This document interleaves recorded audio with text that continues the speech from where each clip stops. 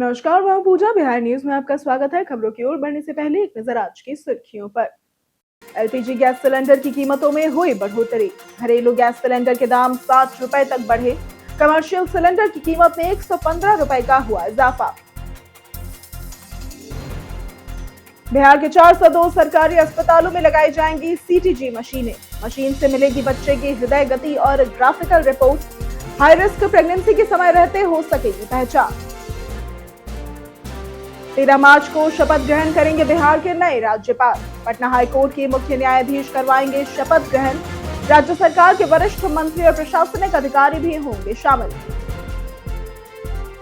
बिहार में ration card धारकों के लिए 31 मार्च तक ई केवाईसी अनिवार्य। 18% लाभुकों ने अभी तक नहीं करवाई ई केवाईसी। जिलों के अधिकारियों को प्रक्रिया पूरी करने का मिला निर्देश।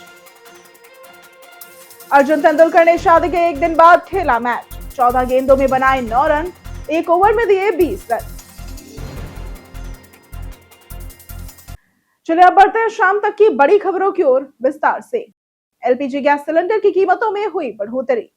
देश भर में महंगाई झेल रहे आम लोगों के लिए नई चुनौती सामने आई है। 7 मार्च से घरेलू और कमर्शियल एलपीजी सिलेंडर की कीमतों में बढ़ोतरी कर दी गई। 14.2 किलोग्राम वाले घरेलू रसोई गैस सिलेंडर के दाम 60 रुपए बढ़ाकर नए स्तर पर पहुंच गए हैं, जबकि 19 किलोग्राम वाले कमर्शियल सिलेंडर की कीमत में 115 रुपए की वृद्धि हुई है। इस फैसले का असर न केवल घरों के बजट पर पड़ेगा, बल्कि होटल, रेस्टोरेंट और छोटे व्यापारियों के खर्चों में भी इजाफा होगा। इससे दैनिक जीवन और व्यापार दोनों पर दबाव बढ़ने की संभावना है। बिहार के 402 सरकारी अस्पतालों में लगाई जाएंगी सीटीजी मशीनें। बिहार के 402 सरकारी स्वास्थ्य संस्थानों में गर्भवती और गर्भस्थ शिशुओं की हृदय गति और तनाव स्तर की निगरानी के लिए नॉन स्ट्रेस टेस्ट और कार्डियो टोकोग्राफी यानी कि सीटीजी मशीनें स्थापित की जाएंगी। इनमें अनुमंडल अस्पताल, सामुदायिक स्वास्थ्य केंद्र, प्राथमिक स्वास्थ्य केंद्र और स्वास्थ्य उप केंद्र शामिल है। मशीन से बच्चे की हृदय गति और ग्राफिकल रिपोर्ट मिलती है, जिससे हाई रिस्क प्रेगनेंसी समय रहते पहचानी जा सकेगी। मशीन की आपूर्ति और स्थापना बीएमएसआईसीएल द्वारा की जाएगी। इससे प्रसव संबंधी जटिलताओं में चिकित्सकों को समय पर निर्णय लेने में मदद मिलेगी और गर्भस्थ शिशु की मृत्यु का खतरा कम होगा। 13 मार्च को शपथ ग्रहण करेंगे बिहार के नए राज्यपाल। बिहार की सियासत और प्रशासन में नया बदलाव होने जा रहा है। रिटायर्ड लेफ्टिनेंट जनरल सैयद अता हसनैन ने 12 मार्च को पटना पहुंचेंगे और 13 मार्च को बिहार के नए राज्यपाल के रूप में शपथ ग्रहण करेंगे। मौजूदा राज्यपाल आरिफ मोहम्मद की जगह वे संवैधानिक जिम्मेदारी संभालेंगे। शपथ ग्रहण पटना हाईकोर्ट के मुख्य न्यायाधीश संगम कुमार साहू द्वारा कराई जाएगी और समारोह में राज्य सरकार के वरिष्ठ मंत्री और प्रशासनिक अधिकारी भी शामिल होंगे। सेना में लंबे अनुभव और रणनीतिक क्षमता वाले हसनैन की नियुक्ति राजनीतिक और प्रशासनिक हलकों में महत्वपूर्ण मानी जा रही है और बिहार में ये एक नई प्रशासनिक पारी की शुरुआत होगी। गंगा में स्थानीय मछलियों को तेजी से हो रहा नुकसान। बिहार के मछली प्रेमियों के लिए चिंता की खबर सामने आई है। गंगा नदी, जो कि पटना क्षेत्र में 30 किलोमीटर तक है, स्थानीय मछलियों की संख्या और प्रजातियों में तेजी से गिरावट आई है। पटना विश्वविद्यालय के सर्वे के अनुसार बीते 15 साल में स्थानीय मछलियों की संख्या में 31% और शिकार माही में 40 से 50% तक कमी हुई है। प्रमुख कारणों में विदेशी थाई मांगुर मछली का आना, पानी की कमी, आर्द्र भूमि और तालाबों का सूखना, प्रदूषण और छोटी मछलियों का शिकार शामिल है। बचाव के लिए बालू निकासी पर निगरानी, थाई मांगुर पर प्रतिबंध, लुप्त प्रजातियों का संरक्षण और नदी में प्रदूषित नाले का डिस्चार्ज रोकने की सलाह दी गई है। बिहार राजस्व कर्मियों के लिए लागू हुई नई आचार संहिता। बिहार सरकार की राजस्व विभाग ने सभी अधिकारियों और कर्मचारियों के लिए नई आचार संहिता जारी की है। इसमें कहा गया है कि सरकारी सेवक किसी भी माध्यम जैसे कि सोशल मीडिया, समाचार पत्र, रेडियो पर सरकार या उसकी नीतियों के खिलाफ टिप्पणी, रील या फिर संदेश नहीं कर सकते। नियमों का उल्लंघन करने वालों के खिलाफ कड़ी अनुशासनात्मक कार्रवाई होगी और ये कदम भूमि सुधार, जनकल्याण, संवाद और जमीनी विवाद निपटान अभियानों के दौरान अधिकारियों और कर्मचारियों की नाराजगी के बाद आया है। मुख्यमंत्री और विभागीय मंत्री को पत्र लिखकर विरोध जताया गया और कई कर्मचारी हड़ताल पर हैं। पहले पुलिस कर्मियों पर भी रील्स बनाने पर कार्रवाई हो चुकी है।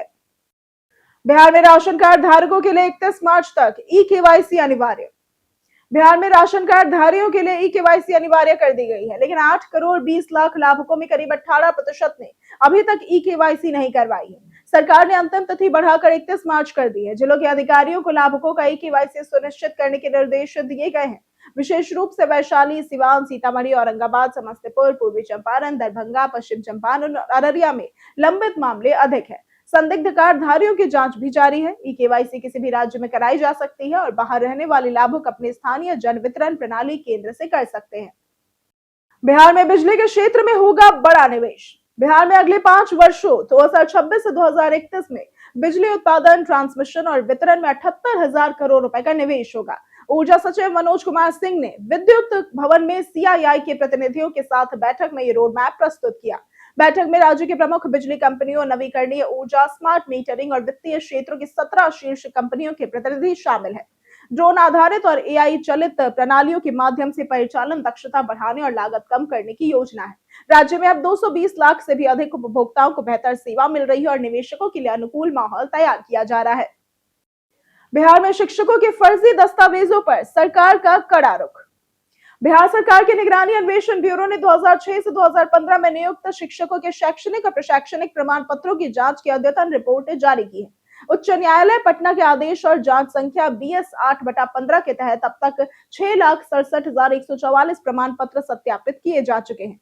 जांच में बड़ी संख्या में फर्जी दस्तावेज पाए गए हैं, जिसके आधार पर 1,748 FIR दर्ज की गई है और 2,953 अभियुक्त चिन्हित किए गए हैं। केवल जनवरी से फरवरी 2026 में ही 31 नई FIR दर्ज हुई है। वर्षवार आंकड़े बताते हैं कि 2015 से कार्रवाई बढ़ी है, 2022 में चरम पर पहुंची और सरकार फर्जी शिक्षकों के खिलाफ सख्त रुख बनाए हुए है।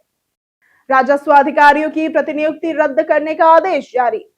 राजस्व एवं भूमि सुधार विभाग ने जनता की असुविधा को देखते हुए राजस्व सेवा संवर्ग के अधिकारियों की प्रतिनियुक्ति रद्द करने का बड़ा निर्णय लिया है। विभागीय समीक्षा में पाया गया कि अधिकारियों की प्रतिनियुक्तियों से उनके मूल कार्यालयों में राजस्व कार्य प्रभावित हो रहे थे, जिससे आम जनता को कठिनाइयां हो रही थी। प्रधान सचिव के आदेशानुसार सभी प्रतिनियुक्तियां 31 मार्च 2026 से स्वतः समाप्त मानी जाएंगी और अधिकारी 1 अप्रैल 2026 तक अपने मूल पदस्थापन पर योगदान देंगे।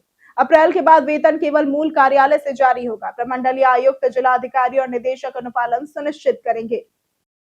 रेलवे ने महिलाओं की सुरक्षा के लिए लॉन्च किया शाइन मॉड्यूल।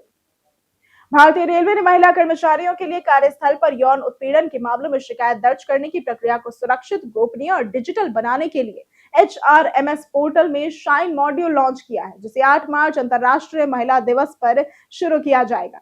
इसके जरिए महिला कर्मचारी, संविदा कर्मचारी, छात्रा या बाहरी आगंतुक सीधे ऑनलाइन शिकायत दर्ज कर सकेंगे। शिकायतें सीधे आंतरिक समिति यानी कि IC तक पहुंचेगी और नियमानुसार कार्रवाई की जाएगी। अधिकृत अधिकारी पीड़िता की ओर से भी शिकायत दर्ज कर सकते हैं। प्रणाली गोपनीयता और पारदर्शिता सुनिश्चित करती है। पटना में होली पर वाहन चालकों पर लगा भारी जुर्माना। होली के दिन पटना में ट्रैफिक नियमों का उल्लंघन वाहन मालिकों के लिए महंगा साबित हुआ। ट्रैफिक पुलिस ने integrated command and control centre यानी कि ICCC और CCTV के माध्यम से निगरानी करते हुए 11,857 वाहनों का चालान काटा, जिसमें कुल 1.61 करोड़ रुपए वसूले गए, जो अब तक का सबसे बड़ा रिकॉर्ड है।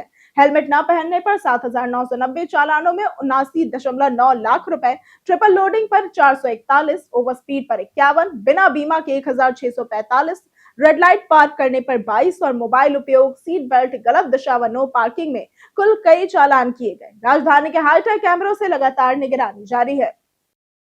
गया जी में शुरू हुई OTA में 28वीं पासिंग आउट परेड। बिहार के गया जी स्थित ऑफिसर्स ट्रेनिंग एकेडमी यानी कि OTA में शनिवार को 28वीं पासिंग आउट परेड शुरू हुई। इस अवसर पर 281 जेंटलमैन कैडेटर्स ने पीपिंग सेरेमनी और भारतीय संविधान व तिरंगा के सामने शपथ लेकर नव सैन्य अधिकारी बनने का गौरव हासिल किया। इसी क्रम में short service commission technical course की 3री पासिंग आउट परेड भी संपन्न हुई और इसमें short service commission technical entry 64वें कोर्स के 253 और short service commission technical entry 35वें कोर्स के 28 ऑफिसर कैडेट्स को भारतीय सेना में कमीशन मिला। यह घटना OTA के गौरवशाली इतिहास में नया अध्याय जोड़ती है। जदयू में एंट्री से पहले एक्टिव हुए निशांत। बिहार के मुख्यमंत्री नीतीश कुमार के बेटे निशांत कुमार राजनीति में सक्रिय हो गए और उन्हें जदयू में आगे बढ़ाने की चर्चाएं हो रही हैं। बीते दिन शुक्रवार को निशांत ने जदयू के राष्ट्रीय कार्यकारी अध्यक्ष संजय झा के आवास पर लगभग 2 दर्जन विधायकों के साथ बैठक की, जिसमें परिवहन मंत्री श्रवण कुमार और कई वरिष्ठ तथा युवा विधायक शामिल थे। बैठक में पार्टी की रणनीति, युवाओं की भागीदारी और बिहार विकास योजनाओं पर चर्चा हुई। निशांत जल्द ही जदयू ज्वाइन करेंगे और पिता की तरह बिहार भ्रमण शुरू करेंगे। सरकारी जमीन घोटाले मामले में जमुई के 3 राजस्व कर्मियों पर FIR दर्ज। बिहार के जमुई जिले के झाझा अंचल में सरकारी गैर मजरूआ भूमि को अवैध तरीके से रैयती जमीन में बदलकर नामांतरण करने का मामला सामने आया है। इसमें तत्कालीन अंचलाधिकारी अमित कुमार रंजन और 2 राजस्व कर्मचारियों अवधेश कुमार व रामानंद दास के खिलाफ FIR दर्ज की गई है। इस जांच में पता चला कि कई खाता और खेसरा की जमीन को पहले गैर मजरूआ बताते हुए आवेदन खारिज किए गए थे, लेकिन बाद में अन्य लोगों के नाम नामांतरण कर दिया गया। जिलाधिकारी ने जांच टीम गठित कर 92 नामांतरण रद्द करने की प्रक्रिया शुरू की। मामला भूमाफिया से जुड़ाव का संकेत देता है। अर्जुन तेंदुलकर ने शादी के एक दिन बाद खेला मैच। भारतीय क्रिकेटर अर्जुन तेंदुलकर ने 5 मार्च 2026 को सानिया चंडोक से शादी की। शादी में क्रिकेट और बॉलीवुड की कई हस्तियां शामिल हुई। शादी के अगले दिन ही अर्जुन ने डी.वाई. पाटिल टी20 कप सेमीफाइनल में खेलकर सभी को चौंका दिया। उन्होंने डी.वाई. पाटिल ब्लू की ओर से मुंबई कस्टम्स के खिलाफ 14 गेंदों में 9 रन बनाए और 1 ओवर में 20 रन दिए, लेकिन उनकी टीम 5 विकेट से हार गई। अर्जुन ने शादी से एक दिन पहले भी कैनरा बैंक के खिलाफ मैच खेला था। सानिया बिजनेसमैन रवि घई की पोती है और अर्जुन की बहन सारा तेंदुलकर की दोस्त भी रही है। अर्जुन गोवा की टीम और आईपीएल में लखनऊ सुपर जायंट्स के लिए खेलते हैं। बीते दिन हमारे द्वारा पूछे गए सवाल का जवाब आप लोगों में से बहुत लोगों ने हमारे कमेंट सेक्शन में लिख कर दिया है। जिन्होंने हमारे द्वारा पूछे गए सवाल का जवाब दिया है उनके नाम है राजकिशोर महतो, कामेश्वर सिंह, प्रकाश कुमार, राम बाबू दास, राजेश सहनी, संजीव कुमार, मकसूद आलम, राजेंद्र तांती, नीतीश कुमार, राकेश मिश्रा, सत्येंद्र कुमार, अक्षय कुमार, सुनील कुमार, विनोद शाह, दीपक कुमार, अनवर करीम खान, नरेंद्र कुमार, मनोज यादव, रामायण सिंह, नीरज कुमार, अमित कुमार, देवेंद्र साहू, हरेंद्र सिंह, सीताराम चौपाल, रंजीत मिश्रा और लक्ष्मी मेहता। इसी के साथ बढ़ते हैं आज के सवाल की ओर। आज का सवाल है, क्या आप अपने इलाके के जनप्रतिनिधि के कार्यों से संतुष्ट हैं? आप अपना जवाब हमें हमारे कमेंट सेक्शन में लिखकर जरूर बताएं। आज के लिए सिर्फ इतना ही। बिहार की तमाम खबरों के साथ बने रहने के लिए देखते रहे बिहारी न्यूज। और साथ ही अगर आप यूट्यूब चैनल पर देख रहे हैं तो चैनल को सब्सक्राइब करें और अगर आप फेसबुक पेज पर देख रहे हैं तो लाइक और फॉलो जरूर करें।